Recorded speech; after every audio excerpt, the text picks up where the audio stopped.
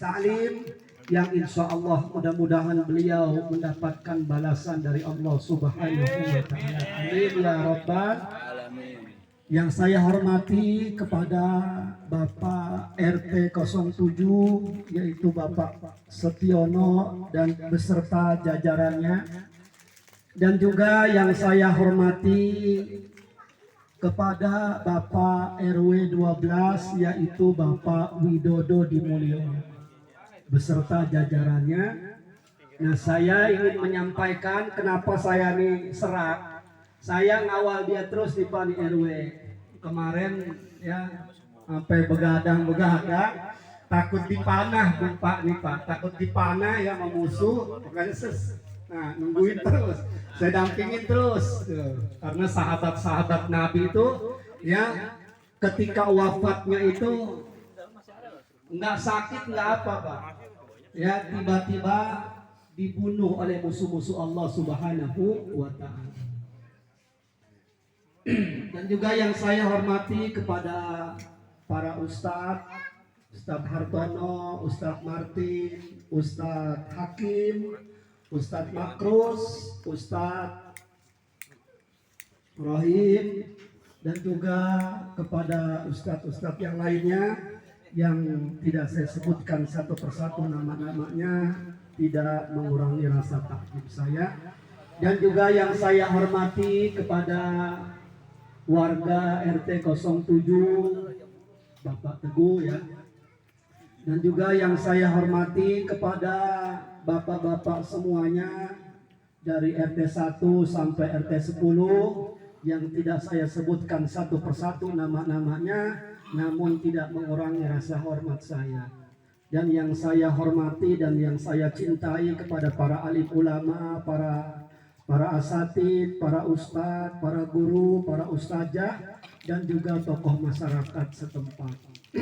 Pertama-tama kita panjatkan puja dan puji syukur kita kehadirat Allah Subhanahu wa Ta'ala, yang mana Allah Subhanahu wa Ta'ala senantiasa telah banyak memberikan nikmat kepada kita, yaitu nikmat sehat walafiat, yang alhamdulillah kita bisa melangkahkan kaki kita datang ke tempat yang mulia ini semata-mata karena nikmat dari Allah Subhanahu wa Ta'ala. Makanya kita banyak bersyukur apa yang telah Allah Subhanahu wa Ta'ala berikan kepada kita. Ketika kita diberikan kesehatan oleh Allah Subhanahu wa Ta'ala, maka manfaatkan kesehatan itu untuk kita melakukan kebaikan-kebaikan yang diridhoi oleh Allah Subhanahu wa Ta'ala. Namun masih banyak nikmat-nikmat yang Allah Subhanahu wa Ta'ala berikan kepada kita, yaitu nikmat yang paling besar adalah nikmat iman dan nikmat Islam. Dan tidak lupa salawat serta salam tercurahkan kepada Nabi kita Muhammad Sallallahu Alaihi Wasallam, kepada keluarganya, kepada para sahabat-sahabatnya, dan kita pengikutnya hingga yaumil qiyamah. Amin ya rabbal alamin. Bapak-bapak yang dirahmati Allah Subhanahu wa Ta'ala, Majelis Ta'lim, Ratibul Haddad, yang insya Allah mudah-mudahan terus istiqomah melaksanakan apa yang dicintai oleh Allah Subhanahu wa Ta'ala, yaitu terus melaksanakan majelis-majelis taklim. Jangan pernah yang namanya putus ya, karena keberkahan itu, rahmat itu ya, ketika kita ingin mencari kasih sayangnya Allah Subhanahu wa Ta'ala, maka kita harus melakukan apa yang Allah suka. Apa yang Allah suka. Kalau sekiranya Allah Subhanahu wa Ta'ala suka dengan apa yang kita lakukan, maka Allah Subhanahu wa Ta'ala akan memberikan yang namanya kebaikan-kebaikan kepada diri kita, keluarga kita, bahkan lingkungan kita diberikan kebaikan oleh Allah Subhanahu wa Ta'ala. Tujuan kita melaksanakan majelis taklim, setiap majelis taklim setiap 2 minggu sekali ya Bang ya. Ya Ustadz Martin ya. 2 minggu sekali kita melakukan ya kegiatan seperti ini. Tujuannya adalah agar kita bisa bersama-sama dengan orang-orang yang mendapatkan anugerah nikmat dari Allah Subhanahu wa taala. Amin. Yang ketika kita melaksanakan sholat, kita memohon kepada Allah Subhanahu wa taala sebanyak 17 kali sehari semalam, agar kita bisa bersama-sama dengan orang-orang yang mendapatkan anugerah nikmat dari Allah Subhanahu wa taala. Makanya kalau sekiranya kita ingin bersama-sama dengan orang-orang yang diberikan nikmat oleh Allah Subhanahu wa taala, kita harus melakukan apa-apa yang pernah dilakukan oleh orang-orang yang telah diberikan nikmat oleh Allah Subhanahu wa taala. Caranya seperti apa ketika kita ingin disatukan oleh orang-orang yang mendapatkan anugerah nikmat dari Allah Subhanahu wa taala? Yang kita lakukan itu adalah wa may yuti'illaha wa rasulah.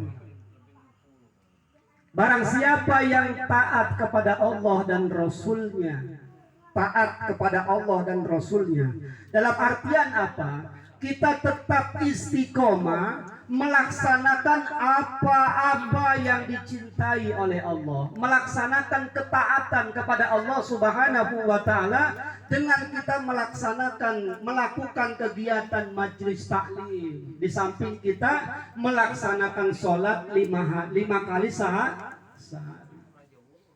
Ya. Karena apa? Ibadah tanpa ilmu, ya kata Nabi apa? Man ahdatsa fi amrina hadza ma laisa minhu fahuwa. Barang siapa yang mengada-ada dalam urusan agama yang tidak kami perintahkan, maka hal itu tertolak. Kalau kita ibadah nggak ada ilmunya, ya kita akan tertolak amalan kita. Makanya alhamdulillah kita bersyukur kepada Allah. Di kampung kita, khususnya perumahan Villa Mutiara Bogor 2 ini, kita banyak melakukan kegiatan majelis taklim. Makanya jangan sampai kita ninggalin majelis taklim kayak ini. Itu di samping kita berzikir, bersolawat kepada baginda Nabi kita Muhammad Sallallahu Alaihi Wasallam. Untuk apa? Untuk melembutkan hati kita. Untuk melembutkan hati kita. Ditambah lagi kita belajar setiap malam Senin, kita belajar ilmu. Ya Pak ya, setiap malam Senin kita belajar ilmu karena ilmu itu penting. Ibadah tanpa ilmu tertolak. Makanya Ustadz Abdurrahman pernah sampaikan, ya ketika kita melaksanakan sholat, ama ilmu, nyari ilmu, tinggian mana derajatnya? Ilmu. Itu ilmu sholat harus ada ilmunya. Apalagi kalau kita sholat, wudu kita berantakan, sholat kita diterima nggak Pak? Nggak diterima, nggak akan diterima sholat kita. Makanya kita bersyukur kepada Allah Subhanahu wa taala, kita ini berada di perumahan villa yang mana warga villa ini melakukan kegiatan majelis taklim seperti ini. Belum tentu Pak, di perumahan-perumahan lain ada seperti ini, belum tentu. Betul nggak? Makanya kita bersyukur kepada Allah. Makanya kita melakukan hal-hal yang senantiasa Allah ridho, gitu ya. Kita tetap istiqomah melaksanakan ketaatan kepada Allah dan juga melaksanakan ketaatan kepada Rasulullah Sallallahu Alaihi Wasallam. Wa atiullaha wa atiur Rasul, taatlah kamu kepada Allah dan taatlah kamu kepada Rasul. Wa ma atakumur rasulu fakhuzuhu wa ma nahakum anhu fantahu. Apa yang diperintah Rasul kepadamu, taati dia. Dan apa yang dilarang maka tinggalin. Tuh, makanya kalau kita taat kita harus dua, taat kepada Allah dan juga taat kepada Rasul. Ya semata-mata apa kita taat kepada Rasul? Karena kita cinta. Ya Pak ya. Bukti cinta kita kepada Rasul itu kita banyak menyebut nama beliau. Tuh lihat ya. Ya Nabi ya Rasulullah, begitu agung namamu. Tuh. Belum lahir Nabi Muhammad, namanya udah ada nggak Pak? Nurnya udah ada nggak? Subhanallah. Ya, bergetar hati ini, bergetar hati ini. Ketika dibacakan sholawat, ketika dibacakan yang namanya Al-Quran, ya gemetar hati ini. Saking apanya? Saking takutnya kita kepada Allah Subhanahu wa Ta'ala. Yang selanjutnya apa? Menangis. Kenapa? Karena kita banyak dosa, Pak. Gitu, banyak dosa. Enggak ada manusia itu enggak ada dosanya, enggak ada. Apalagi ketika dia berzikir kepada Allah, lalu dia meneteskan air mata. Makanya kata Rasulullah, sekiranya kamu berzikir kepada Allah, kamu tidak bisa menangis. Itu. Maka buatlah kita untuk menangis. Kita pura-pura menangis, gitu. Ya, pura-pura menangis. Rindu bertemu denganmu tuh. Siapa yang gak rindu bertemu dengan Nabi Muhammad SAW? Orang-orang yang senantiasa mereka melaksanakan perintah Allah Subhanahu wa Ta'ala, dia akan rindu, akan bertemu dengan siapa? Baginda Nabi kita Muhammad SAW. Siapa yang punya rizki, dia bisa berangkat umroh. Untuk apa Pak semata-mata? Ziarah di makam Nabi kita Muhammad Sallallahu Alaihi Wasallam. Kita nggak bisa ketemu Nabi, tapi kita ziarah. Kalau sekiranya kita melaksanakan apa-apa yang pernah dilakukan oleh orang-orang terdahulu, yaitu Rasulullah dan para sahabat, yang seperti ini kita lakukan sampai kita mati, mudah-mudahan kita bisa bertemu dengan baginda Nabi kita Muhammad Sallallahu Alaihi Wasallam, asalkan kita istiqomah. Istiqomah ini yang kadang berat Pak. Istiqomah berat. Kenapa berat? Ya. Di dalam Al-Quran surat Al-Baqarah ayat 208 kata Allah, ya ayyuhalladzina amanu dkhulu fis-silmi kafah. Hai orang-orang yang beriman, masuklah kamu kepada Islam dengan kafah, menyeluruh. Wala tattabi'u khutuwatis syaitan, dan jangan kamu ikuti langkah-langkah syaitan. Ini berapa? Musuh kita siapa Pak? Syaitan. Ya, jangan kamu ikuti langkah-langkah setan. Innahu lakum aduwwum mubin. Sesungguhnya setan itu musuh kamu yang nyata. Ini setan pinter Pak. Gitu. Kita nggak bisa digoda sama judi, karena kita nggak suka judi. Kita nggak suka narkoba. Setan nggak menggoda kita dari arah narkoba. Tapi setan ngegoda kita kalah-kalahnya sama kalah kita tuh. Iblis lebih pintar dari iblis. Kalah kita. Ya nggak kalah kita tuh. Makanya tuh iblis pintar. Wala tattabi'u khutuwati syaitan. Jangan sampai tergoda. Ya, kita setan, jangan sampai kita tergoda gitu. Jangan sampai mudah-mudahan berjabat. Ya. Rugi kita yang milih. Jangan sampai. Nah, musuh kita di setan, berat kita nih istiqomah. Itu kata Nabi, al-imanu yazidu wa yanqus. Kadang-kadang iman tuh naik, kadang-kadang tuh turun. Kadang-kadang anjlok gitu, kayak kereta. Kayak kau tahu dah tuh ya, kayak kereta anjlok gitu. Kadang-kadang anjlok. Nah, makanya bagaimana supaya iman kita stabil? Ya, Nabi setiap selesai sholat, Nabi bacanya, ya muqallibal qulub tsabbit qalbi ala dinik. Ya Allah yang membolak-balikan hati, tetapkanlah hati kami agar kami istiqomah. Ini kadang-kadang kita nggak istiqomah Pak, berat gitu. Besok nggak ada buat ngebul, buat dapur, goyang tiap hari. Jadi mari lagi. nyari-nyari kita ian gitu kan. Nah, belum lanjut terus. Masalah belum mobil sekarang.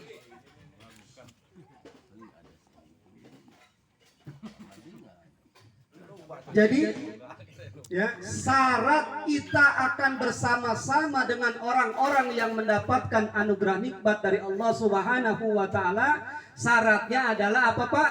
Wa may yuti'illaha wa rasulah, yaitu taatlah kamu kepada Allah.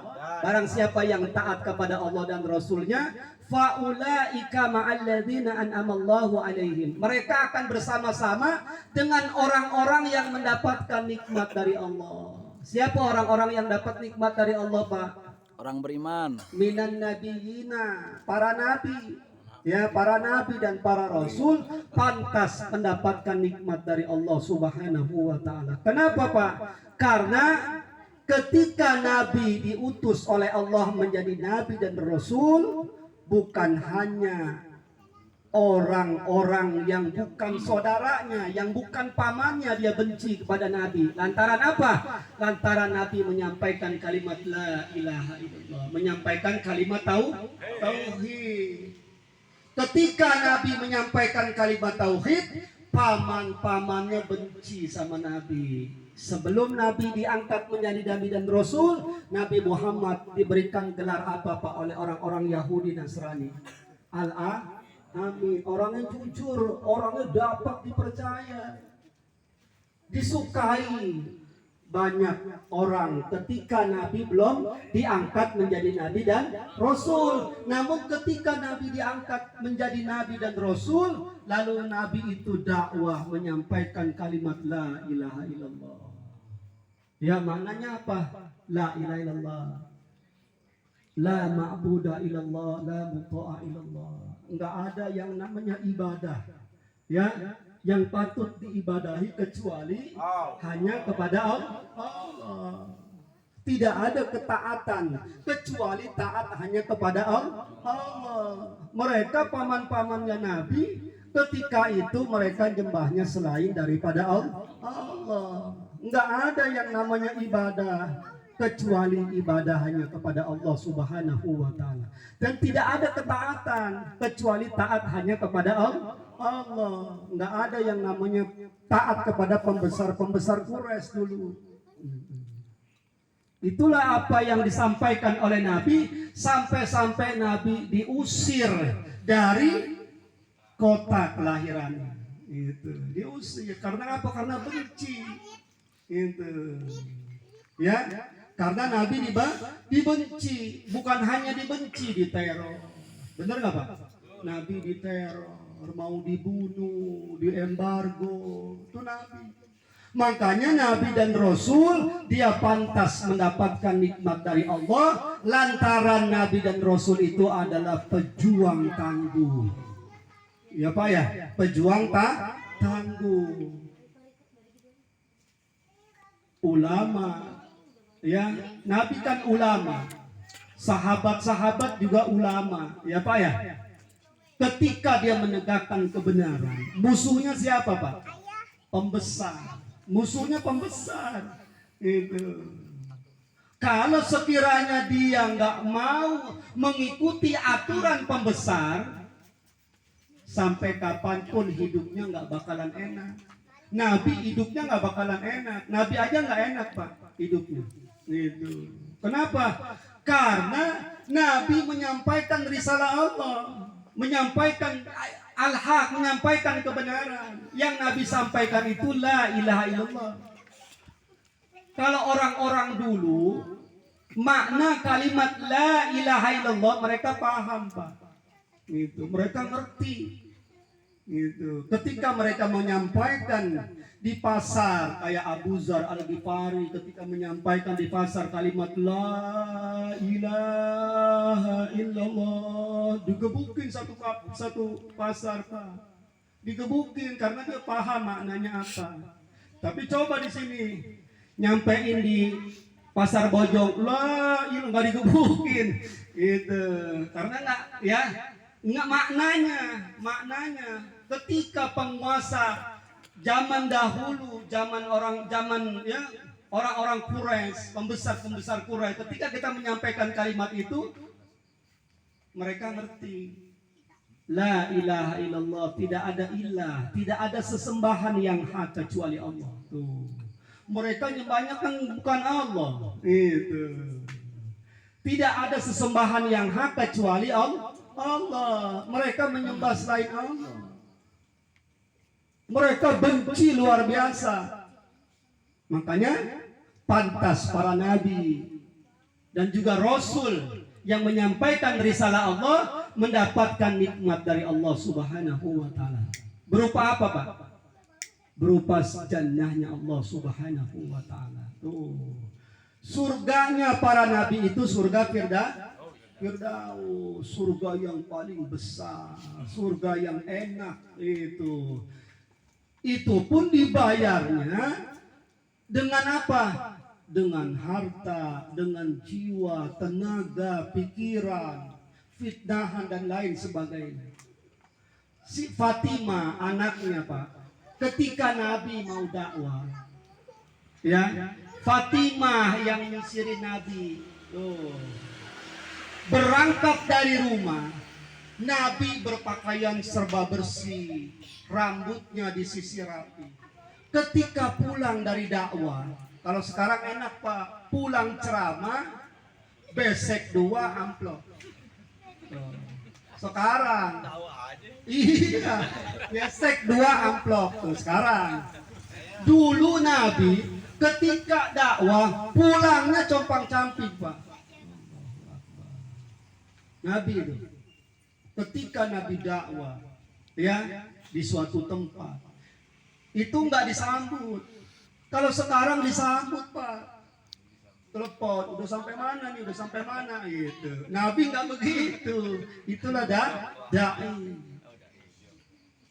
penyeru, tuh, ya, yang mengajak kebenaran.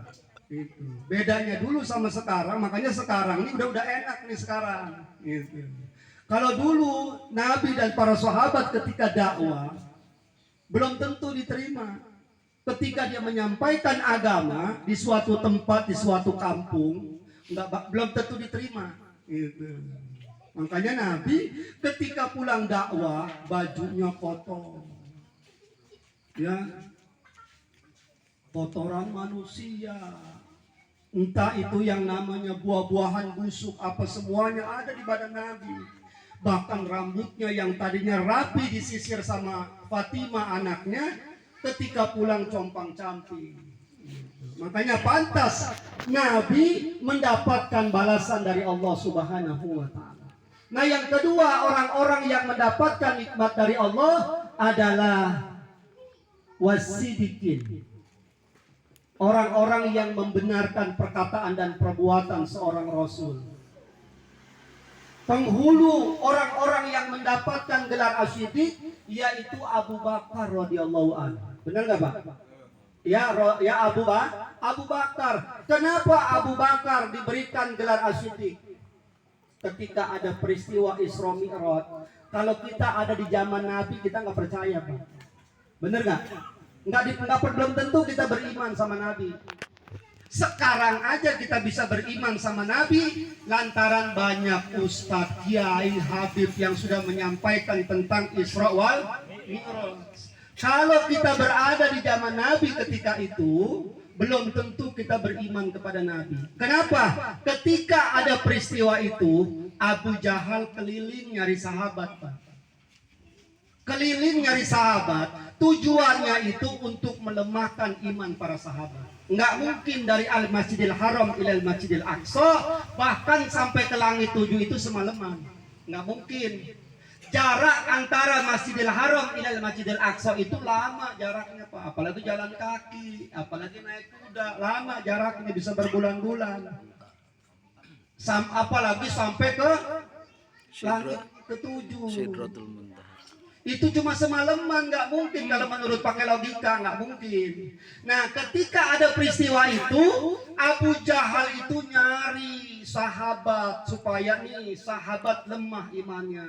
Itu bohong bohong Muhammad, nggak mungkin. Masa iya gitu.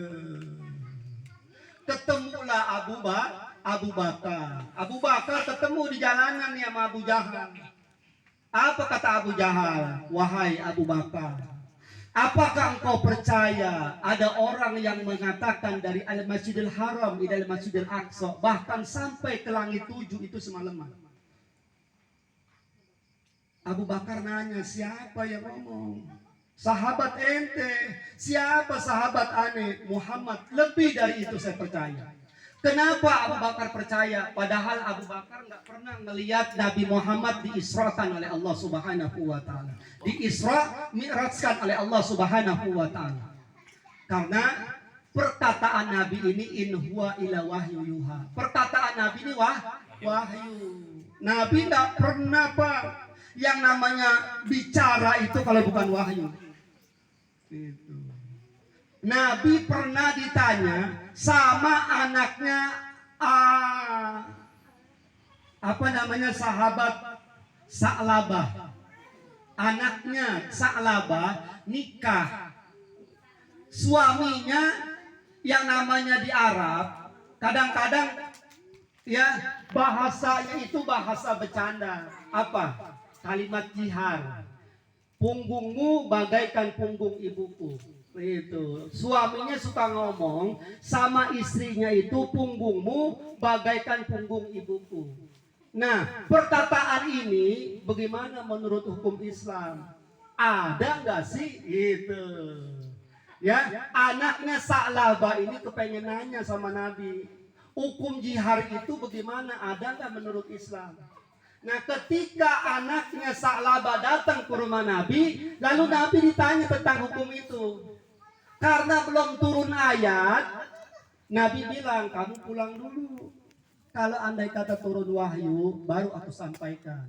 Kalau andai kata nih Pak, Nabi bilang, oh itu mah nggak apa-apa. Percaya nggak kira-kira Pak? Percaya nggak tuh anaknya Sa'labah? Kalau dibilang, oh itu mah perkataan bercanda, nggak apa-apa. Percaya nggak? Percaya. Kenapa? Karena Nabi yang ngomong. Tapi ketika Nabi belum turun wahyu, Nabi bilang, ya, kamu pulang dulu. Kalau andai kata turun wahyu, baru aku sampaikan. Nah, enggak lama Nabi tunggu turun Quran surat Al-Mujadalah ayat 2 Pak. Ya, tentang hukum jihar. Kalau sekiranya suamimu mengatakan punggungmu bagaikan punggung ibumu, itu seperti kita berzina dengan ibu kita. Jadi menyamakan istri kita dengan ibu kita, ibu yang mertua gitu. Ya, sama aja suaminya itu berzina dengan ibunya.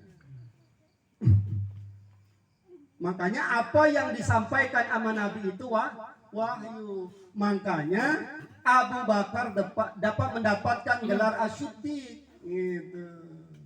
Padahal Abu Bakar nggak pernah melihat Nabi Muhammad itu di Isra Mi'rajkan oleh Allah Subhanahu wa Ta'ala. Gitu. Kenapa? Karena kalau kita bicara logika nggak mungkin. Itu, tapi bicaranya iman kepada Allah Subhanahu wa Ta'ala. Tapi kalau menurut saya Pak, ya, semut bojong gede itu bisa berangkat ke Surabaya Pak. Bisa. Contoh, andai kata Pak Setiono mau berangkat ke Surabaya, tiba-tiba semut ini masuk ke baju Pak Setiono, lalu baju itu dimasukin ke koper. Pak Setiono berangkat ke bandara, dari bandara naik pesawat ke Surabaya. Itu semut ikut nggak? Ikut. Itu. Nabi begitu, Nabi itu diberangkatin sama Allah. Kalau andai kata itu semut diberangkatin sama pesawat ke Surabaya, sampai. Karena Nabi juga diberangkatin sama Allah, sampai dari Al-Masjidil Haram ila Al-Masjidil Aqsa, bahkan sampai ke Sidratil Muntaha, ke langit 7 itu semalaman. Sampai, kenapa? Karena Allah. Ya, kalau Allah yang udah mau memberikan segala sesuatunya, ya itu mudah buat Allah. Ya, mudah nggak Pak? Mudah buat Allah. Seperti apa? Seperti membalikan telapak tangan. Enggak ada yang susah membalikan telapak tangan. Coba lihat Pak. Kecuali orang yang stroke. Wah, susah berat. Apalagi ada duitnya lah. Gitu. Ya kan? Dibalik ada duitnya cepat. Ini mah keburu bola ini. Keburu bola ini mah kita. Kopi nambah, kopi.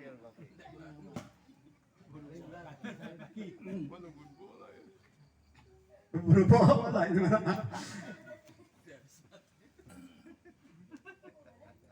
Nah yang ketiga ya Pak, orang-orang yang mendapatkan nikmat dari Allah yaitu wasyuhada, orang-orang yang mati di medan pertempuran, orang-orang yang ngebela agama Allah, mengorbankan hartanya, mengorbankan jiwanya, mengorbankan tenaganya, waktunya, keluarganya, semata-mata bersungguh-sungguh untuk menuntut ilmunya Allah Subhanahu wa taala.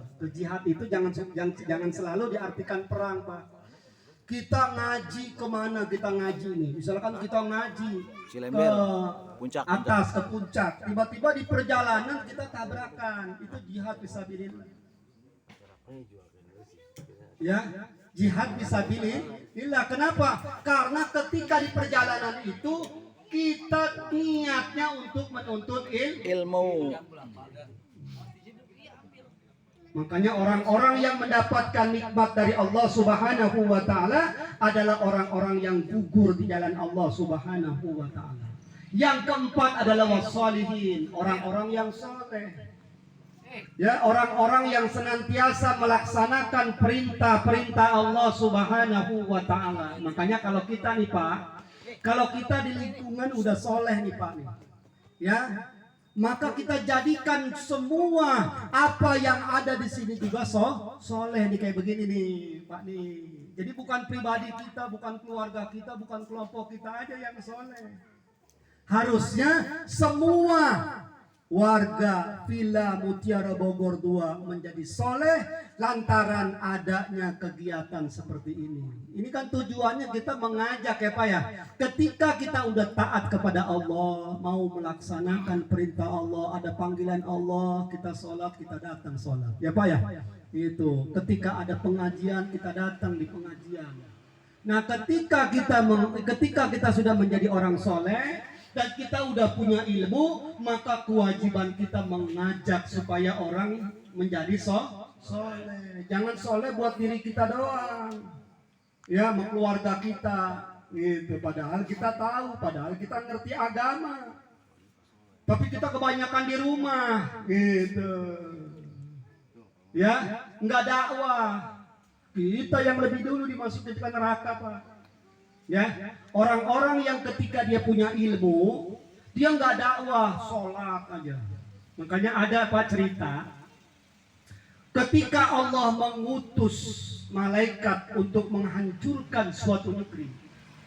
Ketika malaikat itu ingin menghancurkan negeri itu, pas malaikat mau ngancurin masih ada yang sholat Pak, masih ada yang sholat. Malaikat balik lagi sama Allah. Balik lagi ke Allah, ngelapor lagi, ya Allah, ketika aku hendak menghancurkan negeri itu, masih ada orang yang sujud kepadamu, masih ada orang yang melaksanakan sholat, ya Allah, hancurkan dia. Yang pertama-tama engkau hancurkan orang yang sholat. Kenapa? Karena dia soleh untuk dirinya, bukan soleh untuk orang lain. Gitu. Nggak ngajak orang, ya, nggak mau begini, nggak mau. Gitu, nggak kepengen yang namanya dakwah. Padahal perintahnya apa? Ud'u ila sabili rabbika bil hikmah. Serulah, ajaklah manusia kepada jalan Allah. Bil hikmah, dengan pelajaran, dengan bijak, dengan ilmu. Kita sampaikan balighu ani walau ayat, sampaikan dariku walaupun satu ayat. Nggak bisa kita pakai ayat, pakai akhlak. Nggak bisa pakai akhlak, pakai oli. nggak bisa pakai akhlak, oli kasih tuh biar dia ikut. Ini dakwah apa aja kita gitu, kita kasih. Jangan rugi kita tekor. Rugi banyak. Namanya berjuang ya kan, berjuang. Bukan menang banyak, rugi banyak. Nah, keempat orang-orang yang mendapatkan nikmat dari Allah Subhanahu wa Ta'ala, kalau andai kata kita bisa bersama-sama dengan orang-orang yang diberikan nikmat, kata Allah, wa hasuna ulaika rafiqa, mereka itu adalah teman sebaik-baiknya. Jadi mudah-mudahan kalau kita terus-menerus kita melaksanakan sholat dan kita membaca surat Al-Fatihah, ya Pak, benar kan Pak ya? Ketika sholat kita membaca surat Al-Fatihah. Enggak baca surat Al-Fatihah, sah nggak Pak? Enggak. Tidak ada sholat kecuali membaca surat Al-Fatihah. Di dalam Al-Quran surat Al-Fatihah 6 dan 7 itu apa? Ihdinas siratal mustaqim. Tunjukilah kami kepada jalan yang lurus. Siratal ladzina an'amta alaihim, yaitu jalan orang-orang yang diberikan nikmat oleh Allah Subhanahu wa Ta'ala. Sebanyak 17 kali sehari semalam kita memohon kepada Allah, mudah-mudahan kita menjadi orang-orang yang senantiasa bisa bersama-sama dengan orang-orang yang diberikan nikmat oleh Allah Subhanahu wa Ta'ala. Lantaran apa? Lantaran ketaatan kita kepada Allah, ketaatan kita kepada Rasulullah Sallallahu Alaihi Wasallam. Mungkin ini saja ya Pak, ya, ya mungkin ini saja, mungkin Pak RW menyambungin Pak RW ya, ya mungkin ini saja yang bisa saya sampaikan. Kurang lebihnya saya mohon maaf. Wa'afu minkum. Wassalamualaikum warahmatullahi wabarakatuh. Waalaikumsalam.